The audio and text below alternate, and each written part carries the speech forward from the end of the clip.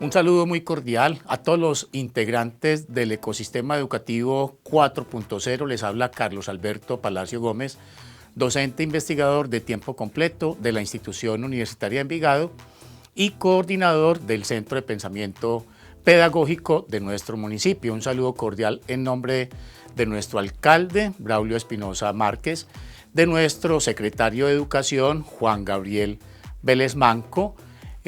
Aprovechamos esta jornada para hacerle un reconocimiento al gran trabajo que viene haciendo nuestro secretario en pro del cuidado de los integrantes del ecosistema educativo 4.0. En palabras de un integrante de la comunidad educativa del municipio de Envigado, que tiene mucho conocimiento del funcionamiento de esta entidad, de este estamento, tanto desde el punto de vista actual como desde un punto de vista histórico, recibí un testimonio muy favorable en relación con la gestión de nuestro secretario. Según sus palabras me decía, no he conocido un secretario de Educación que se haya volcado de una manera tan decidida a cuidar al personal docente de nuestro municipio. Qué grato recibir esos comentarios. En esa dirección, la Secretaría de Educación, todos ustedes lo saben, viene fortaleciendo el trabajo relacionado con la ruta integral, también viene comprometida con el cuidado de la salud mental de los docentes y directivos de nuestro ecosistema educativo.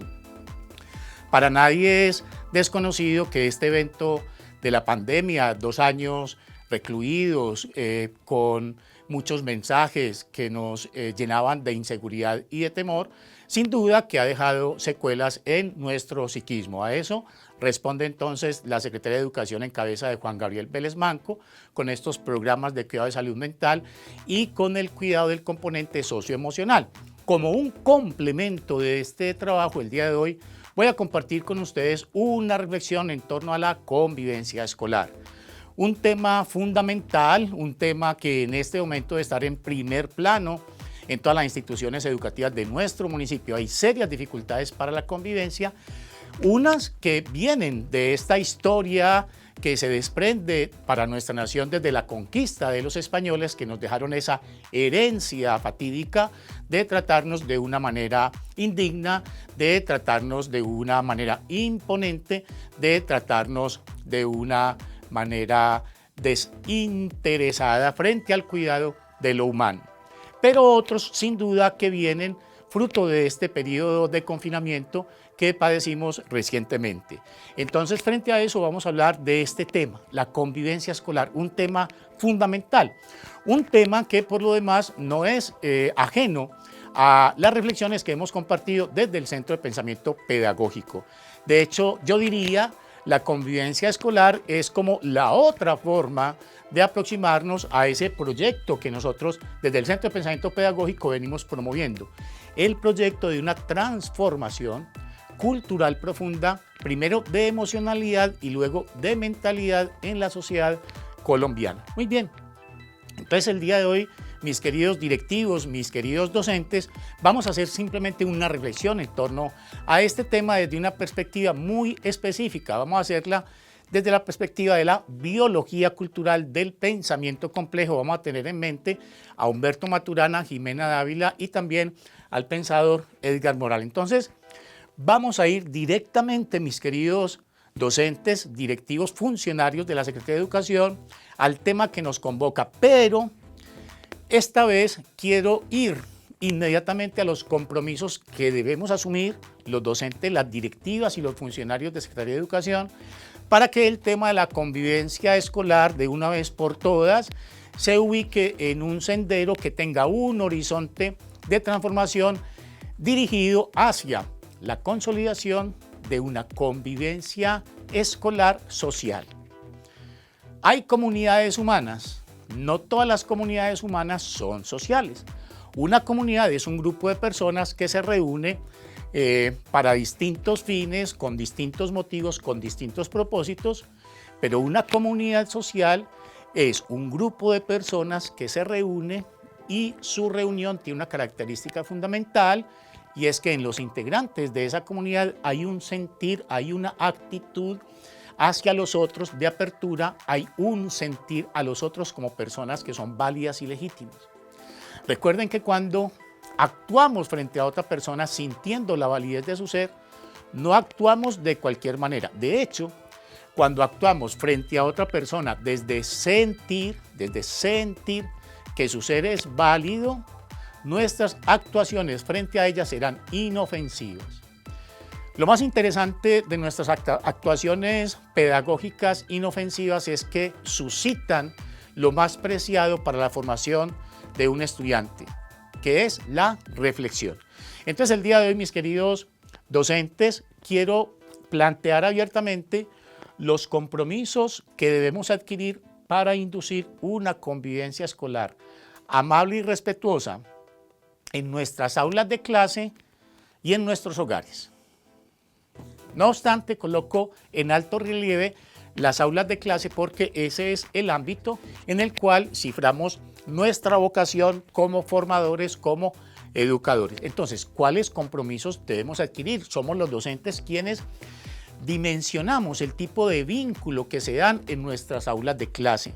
Recordemos que desde una visión sistémica, todos nuestros estudiantes se van a transformar en compañía de nosotros congruentemente o proporcionalmente al tipo de relación que nosotros les planteemos. Los seres humanos vivimos sumidos en un proceso de transformación constante y cuando interactuamos con otras personas, quienes participan de ese encuentro se transforman mutuamente de una manera congruente, de tal manera que es muy importante que los docentes seamos conscientes de que nosotros estamos exhibiendo ante nuestros estudiantes una serie de emociones, una serie de razones y una serie de expresiones que pueden estar contribuyendo a que el clima de convivencia escolar sea social o inconscientemente los docentes podemos estar exhibiendo unas actitudes, unas emociones y unas expresiones que estén contribuyendo a que la convivencia escolar en nuestras aulas de clase no sea social. De ahí que nosotros tengamos que ser tan cuidadosos con la forma como nosotros nos comportamos con nuestros estudiantes dentro de las aulas de clase. Entonces, ¿cuáles son esos compromisos que desde el Centro de Pensamiento Pedagógico queremos nosotros el día de hoy resaltar? Muy bien, mis queridos docentes y estudiantes, el primer compromiso es el de generar armonía entre los distintos géneros y generaciones de estudiantes en el aula de clase, de nuestra aula de clase, promoviendo el vivir ético desde la pedagogía del amor. Este es un propósito bien interesante, en la medida en que los docentes vamos ampliando nuestra conciencia para inducir, ampliar y conservar la armonía en nuestras relaciones pedagógicas. Los primeros que salimos ganando somos nosotros porque tenemos entonces un conjunto de personas que se relacionan entre sí y con nosotros de una manera edificante. Por favor, queridos docentes y padres de familia, recuerden que hemos reivindicado la armonía como una experiencia válida y legítima que los seres humanos vivimos en nuestro día a día. Hay días que son conflictivos, hay días que son armoniosos. Hay clases que son armónicas, hay clases que son conflictivas. Si nosotros docentes, primero, removemos el prejuicio que nos han sembrado desde ciertos sectores de las ciencias sociales y humanas, según las cuales los seres humanos no podemos vivir en relaciones armónicas, si nos desprendemos de ese prejuicio, entonces esta tarea y ese logro se va a hacer alcanzable en nuestro desempeño dentro de las aulas de clase. Por supuesto que la armonía existe. Por eso es que los seres humanos buscamos al médico, buscamos al psicólogo, buscamos al coaching, buscamos al pastor cuando sentimos que estamos perdiendo la armonía de nuestro cuerpo y de nuestra alma. Por lo tanto, eso no debe ser objeto de discusión, lo que debe ser es objeto de cultivo. Mis actuaciones son armónicas en el aula de clase, mi forma de hablarle al estudiante son armónicas, el manejo de mi gesto, el manejo de mi tono, el manejo de mi proxemia, todas estas intervenciones dentro del aula de clase están facilitando que los estudiantes tengan una permanencia confiada y que dejen el miedo que tanto está presente en este momento en los integrantes de nuestra nación, que dejen el miedo en la puerta del aula de clase. Entonces, la armonía en nuestras aulas de clase en buena medida es una responsabilidad nuestra. Generar armonía entre los distintos géneros y generaciones de estudiantes dentro del aula de clase. Ustedes se darán cuenta que este es el nombre del proyecto que el Centro de Pensamiento Pedagógico está proponiendo a gran escala. Queremos posicionarnos ante el gobierno nacional como un municipio que tiene una filosofía y una pedagogía fundadas en un terreno epistemológico específico para inducir en Colombia una transformación cultural profunda de emocionalidad. ¿Por qué primero las emociones? Recordemos que las emociones son dominios conductuales, según Humberto Maturana, que especifican dominios de acciones. Por eso primero tenemos que inducir un cambio en nuestras dinámicas emocionales y a la par en nuestras dinámicas mentales, en nuestras mentalidades. Muy bien, eso lo podemos hacer en el aula de clase. ¿Qué implica eso? Que nosotros identifiquemos los distintos géneros de estudiantes que tenemos en el aula de clase y posiblemente distintas generaciones. Por lo menos en el ámbito universitario encontramos distintos géneros y a veces dentro de esos géneros encontramos distintas generaciones. Por ejemplo, estudiantes, ese es un género desde el punto de vista que lo estamos planteando, y encontramos estudiantes de una edad adulta. Yo tengo una estudiante de 50 años y también tengo estudiantes de 15 años. Bien, entonces ese es un propósito en el aula de clase. Podemos tener estudiantes con distintas preferencias estéticas. Muchas veces esas preferencias estéticas se vuelven un motivo para excluir a los que tienen preferencias distintas o para devaluarlos, incluso muchas veces para agredirlos. He ahí la maestría que debemos tener los docentes en el aula de clase para ir induciendo relaciones armónicas entre toda esa diversidad de géneros y de generaciones que tenemos en nuestros recintos. Muy bien, ¿cómo se hace eso? Promoviendo el vivir ético. Promoviendo el vivir ético. Recordemos que el vivir ético es una poética del vivir, es una forma específica de vivir, es como una forma de componer artísticamente nuestra vida. Y la poética del vivir ético consiste en que nosotros estamos viviendo de cara a generar bienestar en nuestro cuerpo, precisamente en nuestra mente y en nuestro espíritu, y contribuyendo a que los otros también tengan ese bienestar corporal, mental y espiritual, hasta donde ellos lo deseen, practicando el respeto, la responsabilidad y la libertad. Si nosotros practicamos el respeto, que es una de las bases fundamentales de la ética, eso implica que tenemos una forma de relacionarnos con nuestros estudiantes desde el conversar, desde la cual no los lastimamos, desde la cual no los herimos, desde la cual no los mortificamos. Tenemos una forma de ejercer nuestra autoridad que genere confianza, que genere tranquilidad en nuestros estudiantes para que a partir de esa emoción ellos puedan reflexionar sobre los comportamientos que están exhibiendo y que nosotros quizás los estamos cuestionando o incluso los estamos amonestando. Entonces, desde ahí es que hacemos ese trabajo de generar armonía entre los distintos géneros y generaciones. Pero estos tienen que ser variables que nosotros consideremos en el aula de clase. Muy bien, ¿desde dónde? Desde la pedagogía del amor, que está fundamentada en una emoción. La emoción del amar, recuerden, también es un aporte de Humberto Maturana, es una forma de comportarme donde yo siento que yo soy válido y el otro también es válido. Ahí tenemos una orientación interesantísima. ¿De qué manera generamos nosotros armonía entre los distintos géneros y generaciones de estudiantes? Reconociendo a todos esos géneros, reconociendo a todas esas generaciones, y eso significa reconociendo a todos y a cada uno de nuestros estudiantes. Yo creo que no debe pasar una sola clase donde uno como docente no haga como mínimo un contacto visual con todos y cada uno de los estudiantes que están en el aula de clase. En la medida de lo posible. No debería pasar una sola clase en la que no haya una interacción verbal con cada uno de nuestros estudiantes.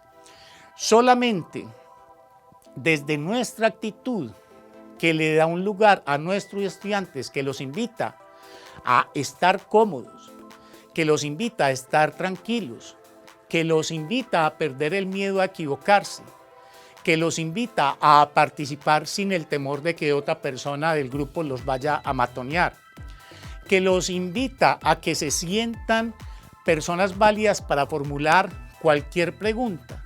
Solamente desde esa invitación reiterativa a nuestros estudiantes a que pierdan el miedo a equivocarse, a que pierdan el miedo a participar y que alguna persona los sabotee o los ridiculice, solamente desde esa invitación constante a que sientan desde su corazón que todas las personas que están en el aula de clase son personas válidas y legítimas, lograremos ir removiendo los esquemas mentales o las estructuras psíquicas de nuestros estudiantes y los iremos orientando a que se perfilen como personas que participan de relaciones que dan por resultado una convivencia escolar social. Muy bien, pasemos al siguiente compromiso. El segundo compromiso es el de generar culturas centradas en la generación y conservación de la ética, la equidad, la inclusión, el bienestar, la alegría y la armonía en las aulas de clase, es decir, otro compromiso, otro referente para nosotros poder orientar nuestros comportamientos hacia un horizonte de transformación cultural profunda, significativa. Ya hicimos una alusión a la ética. La equidad, recordemos, implica que nosotros nos atribuyamos a nosotros mismos una valoración como seres humanos equitativa a la que le asignamos a nuestros estudiantes, incluidos aquellos que por alguna razón en algún momento puedan no ser de nuestro agrado por su comportamiento. Esta semana me pasó algo interesante. Los estudiantes tenían que hacer exposiciones. Yo soy muy reiterativo en el uso del celular dentro del aula de clase, los estoy llamando permanentemente a que los suelten, los apaguen, se dispongan a concentrarse. Salieron unos estudiantes a hacer la exposición, yo estaba mirando el celular y un estudiante me hizo la observación: profesor, por favor, el celular. A lo cual le respondí: muy bien, así es. ¿Por qué? Porque es lo que yo pretendo inducir en mis aulas de clase, que todos podamos hacernos observaciones a todos, que todos podamos hacernos responsables de la conservación del clima apropiado para que la labor correspondiente al proceso de enseñanza, estudio, aprendizaje fluya de una mejor manera. Por lo tanto, yo hice el comentario y le dije a mi estudiante: muy bien que lo hayas hecho, eso es lo que yo quiero, que todos nos sintamos como personas con un valor humano equitativo. Eso obviamente no desdice la calidad que cada uno de nosotros tiene en distintos ámbitos del vivir y el reconocimiento de la ventaja que alguno tenga en ese espacio determinado. Muy bien, la equidad empieza por atribuirnos a nosotros mismos un valor equitativo desde el punto de vista ontológico similar al de nuestros estudiantes. Eso implica que nosotros nos bajamos del pedestal imaginario en el cual podemos estar ubicados y nos ubicamos en un plano de horizontalidad con nuestros estudiantes sin perder, atención mis queridos docentes, la responsabilidad con el ejercicio de nuestro rol. Que yo me sienta como ser humano igual a otro ser humano no significa que yo pierda de vista la responsabilidad que me acompaña en el ejercicio de mi profesión como docente y como formador. La inclusión significa que a todos los tenemos en cuenta, que a todos los consideramos. Recordemos, el amor en el ámbito de la pedagogía fundamentalmente se expresa a través de la asistencia y del cuidado.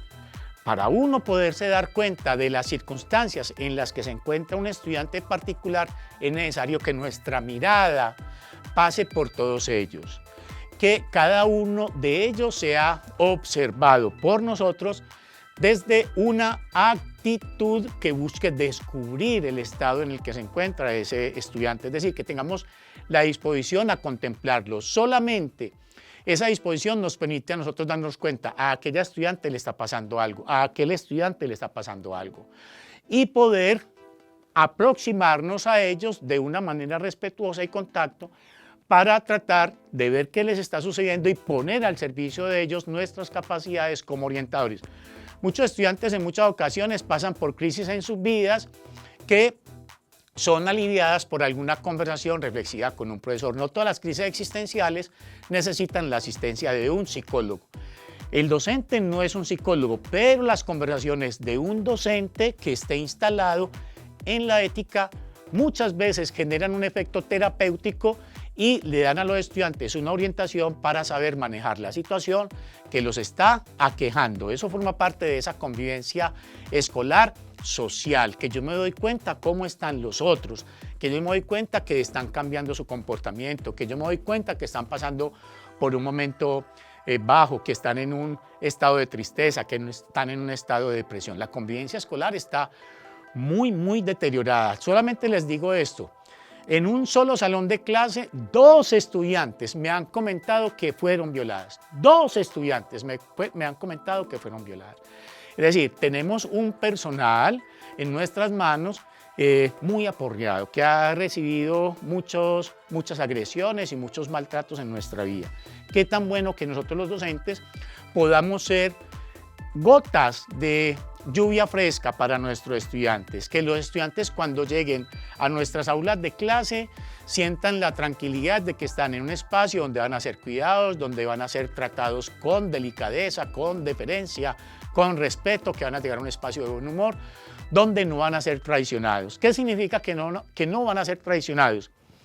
Significa sencillamente que no van a ser castigados por equivocarse, llegar a un espacio donde se tenga la conciencia de que las equivocaciones son inevitables y que lo mejor que podemos hacer frente a ellas es extraer un aprendizaje para, en la medida de lo posible, no volver a incurrir en ella. Eso en relación con la inclusión. El bienestar implica que nosotros también exhibamos frente a nuestros estudiantes el agrado de estar desempeñando el rol que nos corresponde como formadores. La alegría y la armonía a la cual ya hicimos alusión. Entonces, qué tan interesante que seamos conscientes de que la cultura que estamos viviendo en cada uno de nuestros grupos, en buena medida, es el resultado de la forma como nosotros nos estamos relacionando con ellos. Recordemos que los grupos tienen también grupalidades, así como las personas tenemos personalidades. Pero la maestría de los docentes, precisamente, pienso yo, está en el hecho de que seamos capaces de cumplir con este propósito de generar culturas centradas en la generación y conservación de todas estas características, independientemente de los grupos que tenemos. Las emociones son contagiosas, por lo tanto, si los docentes aprendemos a conservar la emoción del amor, en la cual yo me siento válido al otro, y en esa validez soy capaz de hacer las observaciones o las reflexiones correspondientes, muy probablemente que vamos a lograr inducir un cambio en cada uno de los grupos con los cuales nosotros estemos trabajando. Muy bien, pasemos a la siguiente. Tercer compromiso de los docentes para la convivencia escolar. Por favor, noten que de esto venimos hablando desde el Centro de Pensamiento Pedagógico desde hace 2 años. Pero entonces el día de hoy ya estamos planteando todos estos propósitos como propósitos que debemos asumir los docentes en el aula de clase, pero también en nuestros hogares. Practicar la pedagogía de la MAR para una transformación cultural profunda de emocionalidad y de mentalidad en las aulas de clase. Recordemos, la pedagogía de la MAR fundamentalmente se hace cargo de una serie de proposiciones. La primera proposición, que los seres humanos ya hemos vivido en culturas armónicas. La segunda, que los seres humanos somos seres eminentemente amorosos por ser mamíferos. Los mamíferos somos seres eminentemente amorosos y juguetones. Lo que nos pasa a nosotros los seres humanos es que como mamíferos empezamos a vivir en el lenguaje y al vivir en el lenguaje inauguramos un espacio de interacción con los demás, que son las conversaciones, dentro de las cuales los cambios emocionales se dan de una manera más vertiginosa. El hecho de que los seres humanos vivamos en el lenguaje hace que nosotros cultivemos una diversidad de emociones y que con ese cultivo de distintas emociones demos origen a distintas formas culturales de convivir. La pedagogía de la MAR se hace cargo de que los seres humanos somos eminentemente seres amorosos, que el 95% de nuestros requiebres de la salud, del cuerpo y del psiquismo se desprenden de vivir en relaciones donde no somos aceptados, no somos tratados con respeto, no somos incluidos, no somos reconocidos. El 95% de las enfermedades de los seres humanos se da por vivir por fuera del medio ambiente emocional que nos dio origen como seres humanos, que es el amor. Recordemos que lo que signa la relación materno-infantil es precisamente la emoción del amor. Y esa emoción la podemos seguir cultivando en las aulas de clase. Personalmente, cada que ingreso a un aula de clase, instalo en mí el querer a todos los estudiantes que me vaya a encontrar. Personalmente me digo mentalmente, todos los estudiantes con los que me encuentre van a ser queridos por mí, independientemente de que yo sea del agrado de ellos. Eso inmediatamente me instala en el ejercicio de la pedagogía del amar. Bueno, y eso trae cosechas interesantes. Mis queridos docentes, comparto como un elemento inspirador. Soy profesor de estudiantes de razonamiento lógico y matemático de primer semestre, de estudiantes de psicología que generalmente digan traumatizados frente a las matemáticas. Para mí es motivo de satisfacción que algunos estudiantes durante el desarrollo del curso sean capaces de decirme, profe, ¿quieres que te diga una cosa? Dime, en la clase tuya es donde yo me siento más tranquilo, es donde mejor me siento, y era la clase a la que más miedo le tenía. Es ahí entonces que estas dinámicas emocionales nosotros las podemos cambiar. Y no hay otra forma, no hay otra vía de alcanzar una convivencia escolar social, porque recuerden que el propósito no es sencillamente una convivencia escolar. El propósito es una convivencia escolar social. Y social se da cuando las personas que integran esa convivencia escolar exhiben en sus comportamientos una apertura frente a los otros desde el sentirlos personas con una validez y una legitimidad equivalente a la que ellas tienen. Muy bien, siguiente afirmación. Esta afirmación es categórica. Todas las dificultades para convivir desde la amabilidad y el respeto, noten, aquí estamos hablando de las emociones, en el respeto estamos hablando de los valores. Yo no hablo de valores sin hablar de emociones, porque como las emociones son las que generan los comportamientos, hay que hablar de las emociones que generan los comportamientos que para nosotros son deseados. El respeto y la amabilidad forman parte como de una misma moneda, son dos caras de una misma moneda. Estamos afirmando todas las dificultades que tenemos para convivir desde la amabilidad y el respeto se deben al vivir cultural matriarcal patriarcal. Esta es una frase contundente y nos muestra un sendero de transformación, un proceso. Nos muestran un sendero, nos muestran un camino.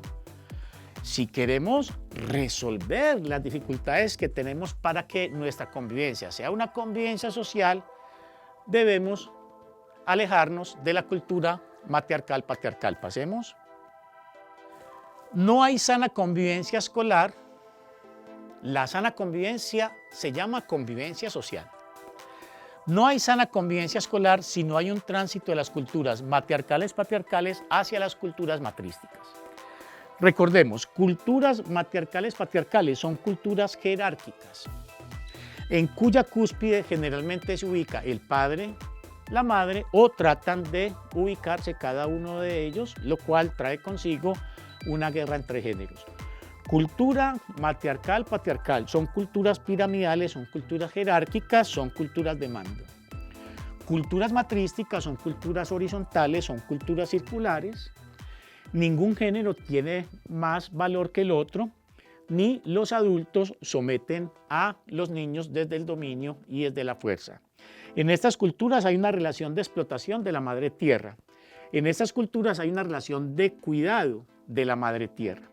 Por favor, noten lo siguiente. Esta es una cultura que de entrada está acabando con la equidad. En las culturas matriarcales, patriarcales, la equidad es la primera característica del vivir deseado que perdemos. Aquí no hay equidad. Porque aquí o el hombre se autovalora de una manera desmedida o la mujer se autovalora de una manera desmedida o entran en esa guerra de géneros para ver quién manda a quién. Los hijos quedan también devaluados y entre ellos en muchas ocasiones también se establecen jerarquías. En estas culturas piramidales siempre hay una persona que es más excluida que el resto de los integrantes de la familia. Por lo tanto, las características que estoy planteando de la convivencia escolar social en estas culturas matriarcales, patriarcales, se hace imposible de llevar a cabo. Al contrario, en estas culturas matrísticas, recordemos, matriarcales, patriarcales, matrísticas, en estas culturas de entrada hay equidad entre géneros, hay inclusión, todos son considerados, hay colaboración, hay reconocimiento,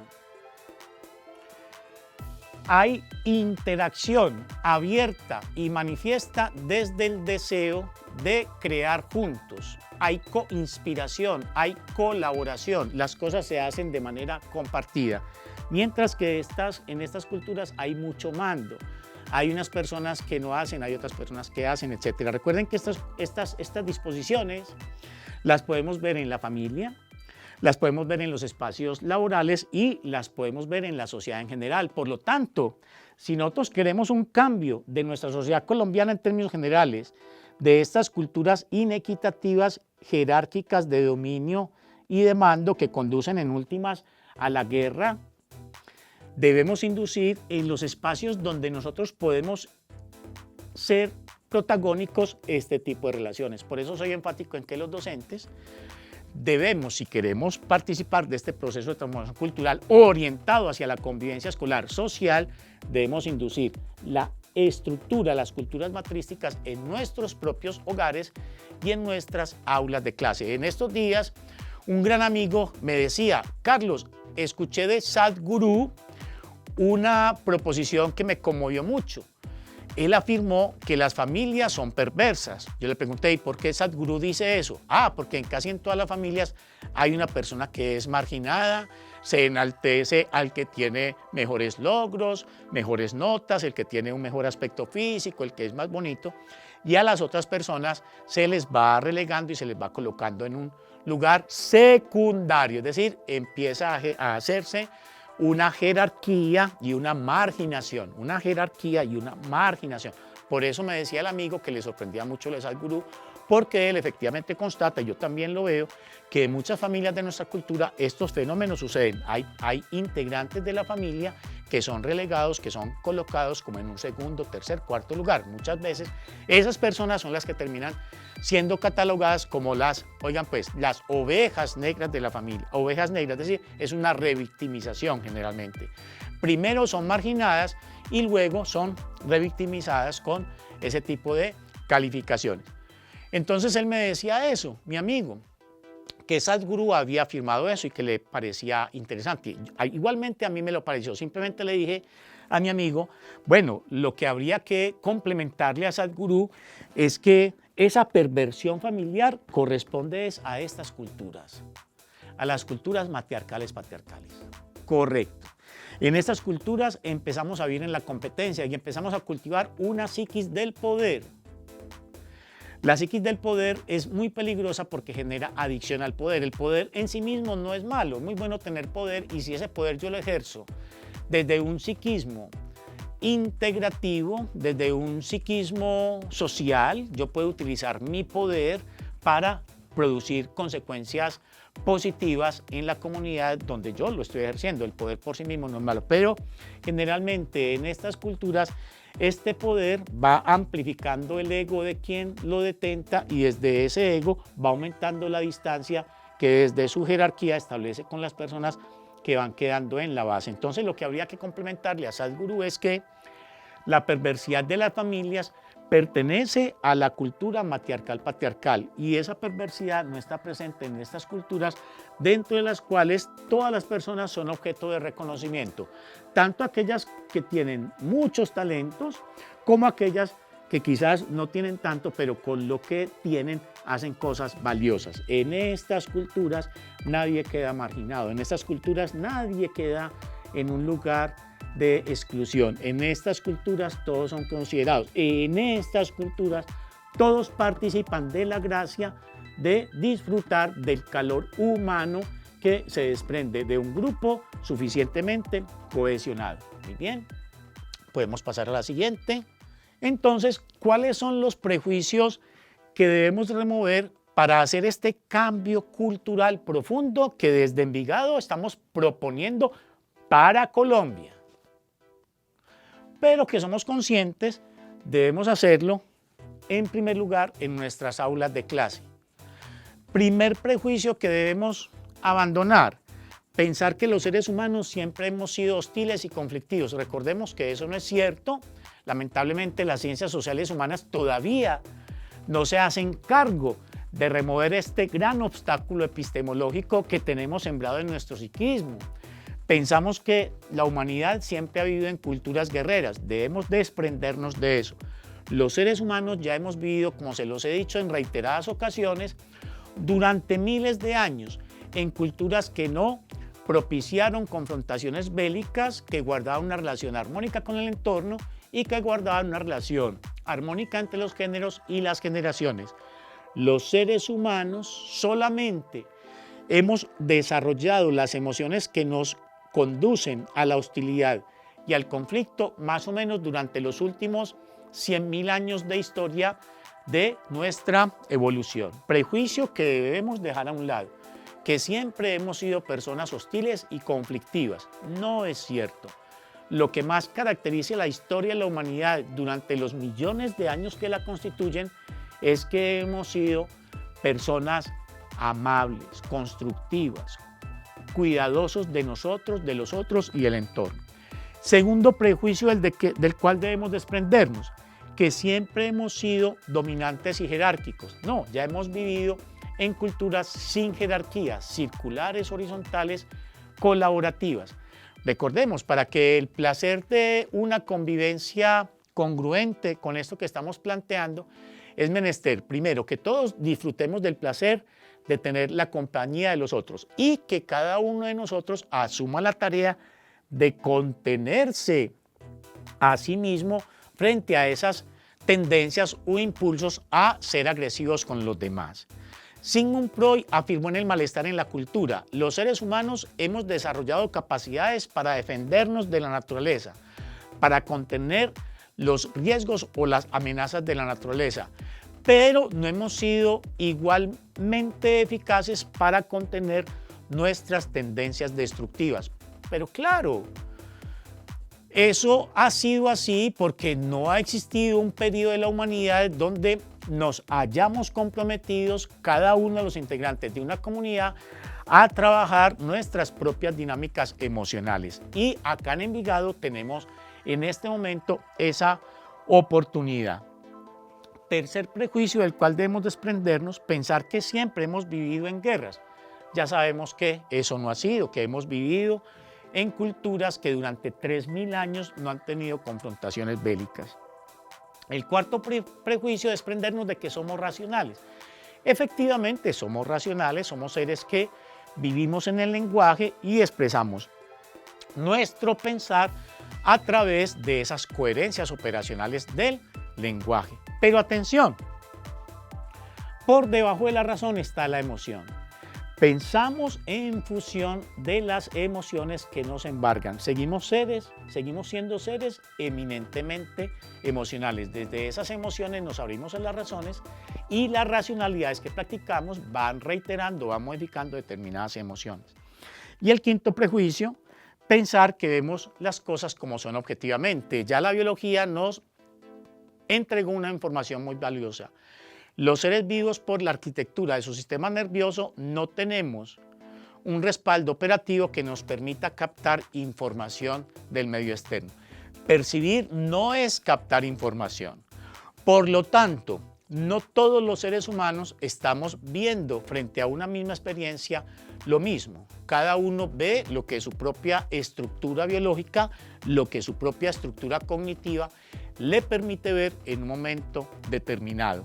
Desprendernos del propósito de ser personas que estamos viendo objetivamente nos permite canalizar energías psíquicas para cultivar una verdad, la verdad de la convivencia como obra de arte. De ahí entonces que vamos cerrando esta reflexión, haciendo esta invitación.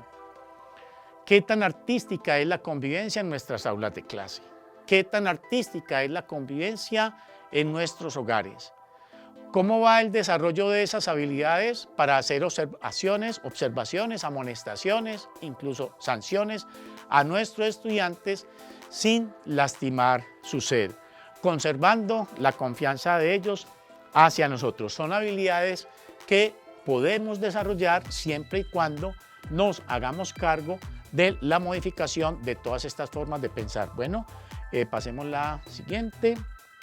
Creo que con esto vamos culminando. Bueno, mis queridos docentes, directivos y funcionarios de Secretaría de Educación, el Centro de Pensamiento Pedagógico de Envigado los invita a que nos hagamos cargo de las reflexiones que hemos compartido durante estos 2 años, así como de esta herramienta que se llama Sistema Referencial de Convivencia o Referentes para Educar con Amor, que ya hemos tenido oportunidad de explicar en otros escenarios. Estos referentes de convivencia deberían estar en cada una de las aulas de clase del ecosistema educativo 4.0 Envigado, al igual que deberían estar en todos los hogares de nuestro municipio. Este sistema referencial de convivencia, junto con la reflexión que acabo de compartir, tiene el poder de inducir en Envigado una transformación cultural profunda de emocionalidad y mentalidad. Tiene el poder de hacer desde Envigado una invitación a la nación para que constituyamos una Colombia para todos, una Colombia en donde todos tengamos un lugar y tengamos una posibilidad de prosperar. Así que, mis queridos directivos, docentes y funcionarios, con esto vamos terminando. Los invito entonces a que, por favor, esta reflexión que acabo de compartir y estos referentes de convivencia, recordemos el primero, asumirnos y asumir a los otros como seres válidos y legítimos en sana convivencia, se está refiriendo a la emoción del amor. El segundo, evitar imponer y conceder. Cuando compartimos apreciaciones, eso nos invita a mantener unas relaciones horizontales. Si no impongo y no concedo, estoy en una relación de horizontalidad. El tercero, evitar molestarme por pensamientos diferentes a los que yo prefiero, con eso estoy respetando la libertad de pensamiento del otro. El cuarto, evitar sancionar las equivocaciones propias y las ajenas, como si fueran mentiras. Las equivocaciones y las mentiras son completamente distintas.